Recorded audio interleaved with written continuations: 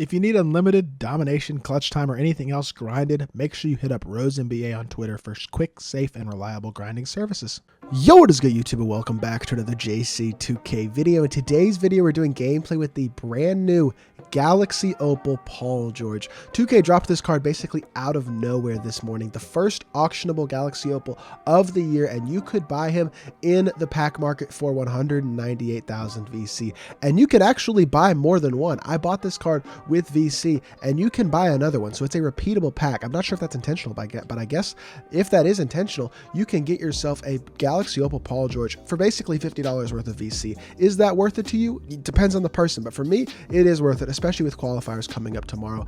He's also in the Season 2 Super Pack, so you can get him out of there as well if you get lucky, but he is the first auctionable Galaxy Opal of the year, and as y'all can see, there's going to be a ton of him on the auction house because of the fact that you can guaranteed get the card basically for free. But before we hop into the video, if you haven't already, make sure you hit that subscribe button, help me push towards the 8,000 subscriber mark on the channel. I upload every single day. I would really appreciate your support if you haven't already, if you do subscribe. Without further ado, let's hop right into it. Let's see what PG is looking like. So Paul George, 6'9" at the small forward or power forward position. I wish he could play shooting guard, but since he can't, he's going to have to play that small forward position. But 97 offense, 99 defense, coming with a 91 driving layup, 89 dropout, 93 close shot, 92 midi, 93 three ball, a 95 driving dunk, 88 ball handle, 80 block, 84 interior, 94 steal, 94 perimeter defense, 93 speed and excel, 88 speed with ball, and a 94 lateral quickness. So statistically, it's obviously looking incredible. Badge-wise, same thing. 12 Hoffs, 30 golds, 3 silvers, and 1 bronze, including a Hoff bully, fast twitch, fearless finisher, limitless takeoff, posterizer, catch and shoot, deadeye, limitless range, quick first step, challenger clamps, and glove.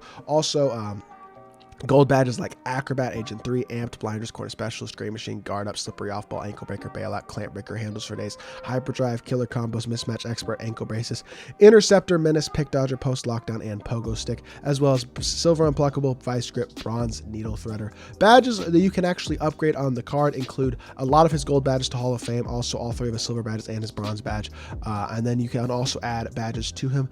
Not a ton of key badges he's missing, but Drop Stepper's one you could add, Masher as well, maybe a Rise Up's really good badge. Claymore's a good badge. Outside of that, maybe a Dimer or a Rebound Chase or something like that. He does not get Anchor. That's the one key badge that he does not get, which is a little bit annoying, but still looks absolutely unreal on paper.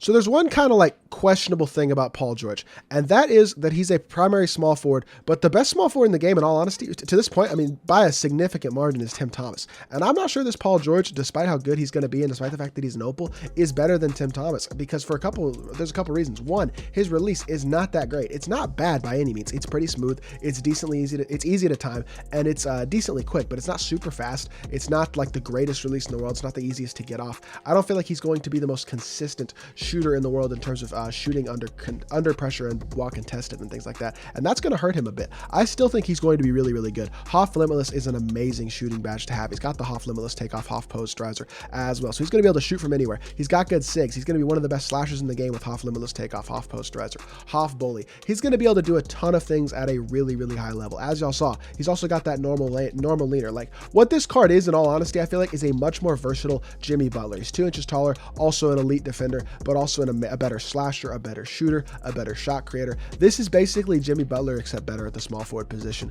The fact he can't play shooting guard is a tiny bit annoying, because to be honest, he would start at shooting guard for me, but I'm not sure this card is going to start at small forward on my Quals team, because I don't really want to play Tim Thomas at power forward. But we'll have to wait till tomorrow when I release my Quals lineup to see if he actually does wind up starting or not. But regardless, he has a spot on this team for sure. It's going to be one of the best cards in the game, and I'm incredibly excited to use him. So without further ado, let's hop into a game and see what PG13 can do.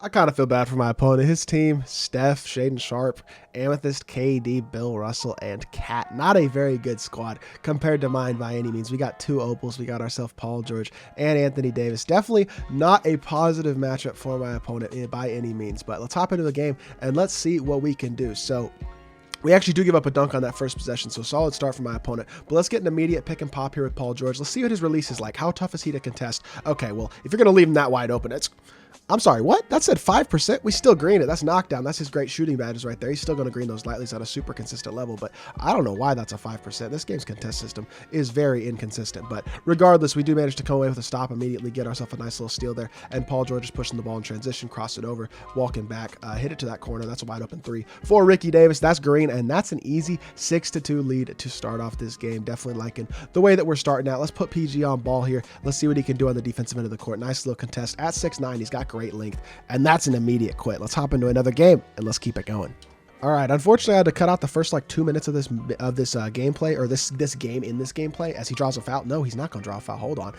But my mic was unfortunately muted accidentally. I don't know how that happened, but PG's able to knock down the mid-range there. We go up 9-4. He's got 7 points and an assist. Unfortunately, I didn't have my mic on for the first, basically first 7 points of this game, but he is able to green the mid-range right there and knock that one down, and we're immediately getting right back into the defensive end of the court. KP is going to get scored on there by Embiid, which is a little bit annoying, but we'll live with it. PG getting the ball right back in his hands immediately, though, attacking through all the way to the rim. Paul George, oh, look at the stick dunk. I didn't even time it that well, and he throws it down all over LeBron James. Love to see that animation by PG. He is an elite slasher as well, in addition to being able to shoot the ball capability, be an elite defender. He's even a solid shot creator. There's just a lot of things that Paul George does really, really well in the basketball court. He's going to get another wide open catch and shoot 3. Green light again from PG. He's got 12 points and an assist, getting close to takeover as well.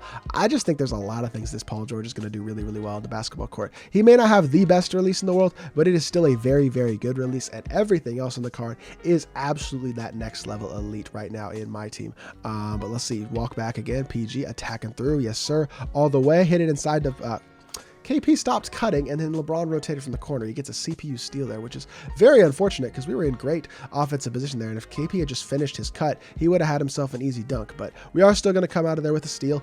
Ricky Davis hitting it back over to PG. PG running this way. Normal fade for me, PG. Okay, that's a terrible shot. I'll be completely honest. That is a horrible shot selection. We're not able to quite get the tip on that for a steal either, but cut off that baseline. Good D, PG. Hit it back out. Yup. Good D. Recover. Beautiful. I could have had a steal there if I just clicked on. Make him work. Okay.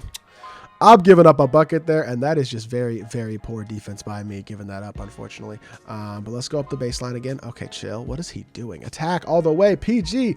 There we go. He's going to draw a foul. We'll get to see his free throw release. I wanted to dunk that there, but he is getting a little bit tired, and that is all right. Free throw release is good, though. I like his free throw for sure. It's smooth. It's easy to green pretty quick. Definitely a very, very solid, very consistent free throw as he knocks that down, and we regain the 4-point lead. Got to play a little bit of defense here, though, to secure this game. If we can get ourselves a stop or two, I think we're in really good control of this game, and that's exactly what I'm looking for right there. Let's front fade with PG. Front fade me, Paul George. Yes, sir. Green light. Knocks down another 3. Now we have a 7-point lead, and this game is looking like it's pretty much over.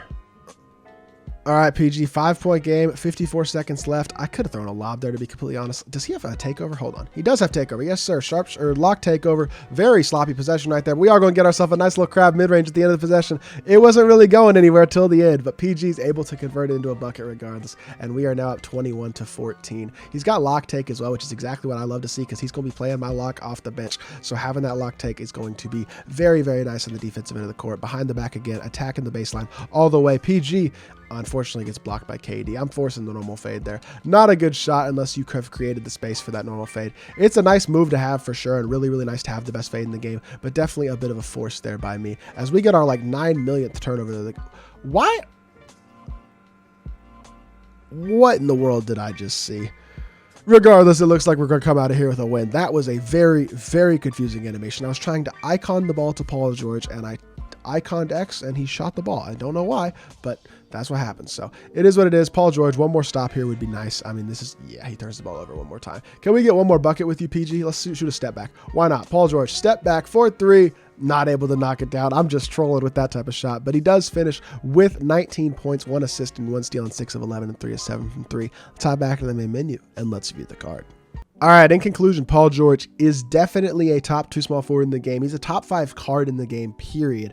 It's just unfortunate that he plays the same position as Tim Thomas. And I know I could play Tim Thomas at the 4, and I could start PG at the 3 in quals tomorrow, and I might do that. I'm not sure, but I do think Tim Thomas is still better than Paul George, despite the fact that PG is one of the most complete and one of the best cards in the game. The fact that you can get him guaranteed for $50 is very, very nice. And he's probably going to be pretty cheap on the auction house compared to how good he is and how expensive he should be MT-wise, because of the fact that he is a guaranteed card if you buy him with VC. So definitely a card to consider picking up for your team, especially since I think his value is going to be much cheaper than what he actually is worth, which is going to be very, very nice. So I think this card is really a must if you're playing in qualifiers tomorrow. And even if you're not, if you want to have one of the best cards in the game, one of the best teams in the game, Paul George is a guy to add to your squad, especially for the value that he's going to have. So that's going to do it for this video, though. If you did enjoy, make sure you hit that like button, leave a comment, and subscribe. I'll be back with more 2K content very, very soon, and I appreciate y'all. Peace.